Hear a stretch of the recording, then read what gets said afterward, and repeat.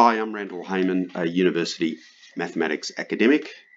I'm using my YouTube channel to make quick turnaround videos during the coronavirus outbreak to help lecturers, tutors, high school and primary school teachers, parents, grandparents, students with any mathematical problems or concepts. So if you'd like me to make a video for you or for your students, then use the comment section below the video or drop me an email to coronahelpmathematics@gmail.com.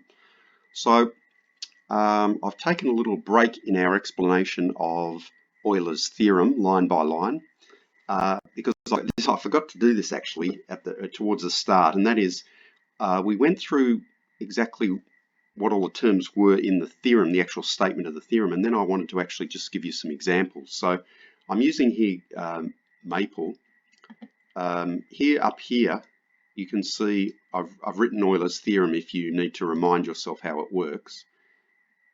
So basically it's saying if the conditions are satisfied, then this is the killer bit, that just at the end here, a to the phi m is equivalent to 1 mod m, which means if you take a, multiply it by itself phi m times, divide by m, then the remainder will always be 1, providing a is prime to m. So I thought we'd put an example to start with. This is one that I think I did when I was explaining something in earlier videos. So if a equals, let's take a equals 177, and then m is 100.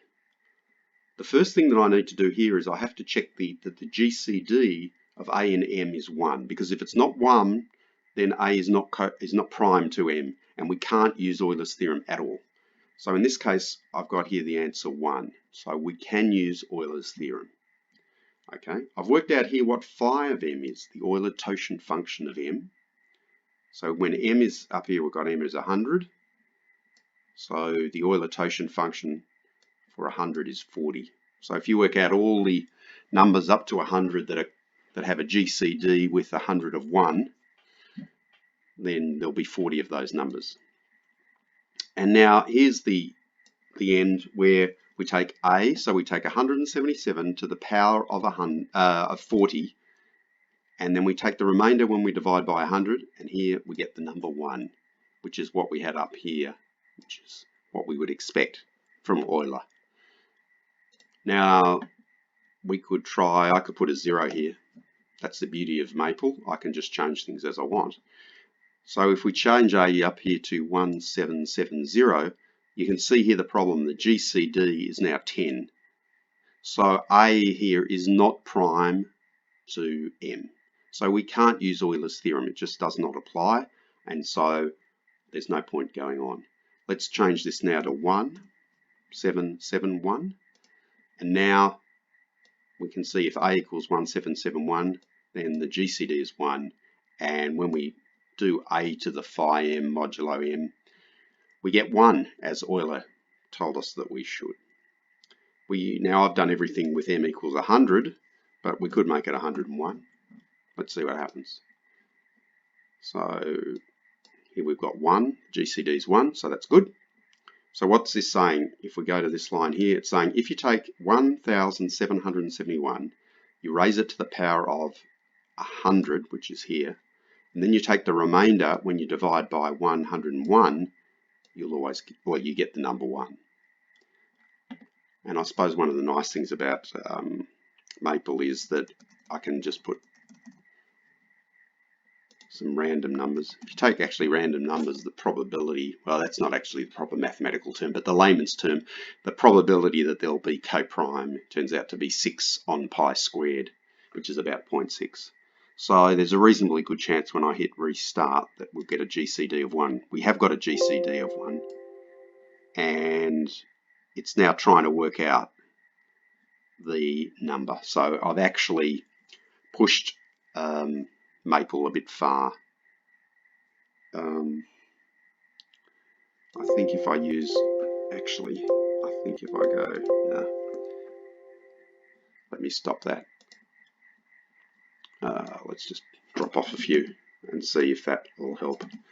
There is another command I can use rather than this thing down the bottom. and it will work out very large ones, but in this case. So we've got this number here, A. We're working modulo 101653. The GCD is 1, so Euler's theorem works, and sure enough, we get 1 when we work this out. A to the phi m modulo m. So this is a very beautiful theorem. Well done to Euler for working it out. He had a little bit of a clue because Fermat's little theorem does the same thing where m is a prime. But he did a really good job here. Very important too, because this underpins encryption, in particular RSA encryption, which is arguably the most common form of encryption on the internet. So Euler's theorem is absolutely critical for everyday life as we know it. Okay, so that's all I wanted to say, just to give you a feel of how it works. Play around a bit with Maple where we can chuck in some new numbers. So in the next video, we'll continue our sentence by sentence deconstruction of the proof of Euler's theorem. If you've got any questions on what I've done in this video or any of the videos or anything about mathematics, please leave a comment below the video or email me at coronahelpmathematics@gmail.com.